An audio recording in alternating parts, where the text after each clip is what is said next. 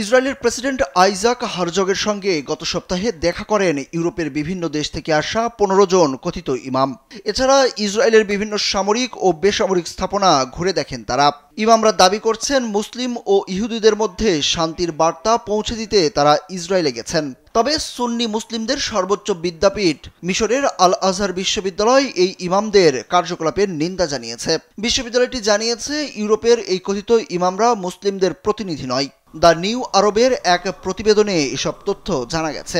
শুক্রবার ফেসবুকে দেয়া আল আজহার বিশ্ববিদ্যালয়ের এক বিবৃতির বরাত দিয়ে প্রতিবেদনে বলা হয়েছে, এই ব্যক্তিরা দাবি করেছেন তাদের সফরের লক্ষ্য ছিল আন্তঃধর্মীয় সংলাপ এবং সহাবস্থান প্রচার করা। Original product, best service and best offer. Your right choice, Transcom Digital. কিন্তু তারা ফিলিস্তিনিদের উপর 20 মাসেরও বেশি সময় ধরে চলা গণহত্যা, আগ্রাসন এবং নিরাপরাধ মানুষ হত্যাকে উপেক্ষা করে এগুলো করছে। বিশ্ববিদ্যালয়টি আরও বলেছে তারা ইসলাম অথবা মুসলিমদের প্রতিনিধিত্ব করে না।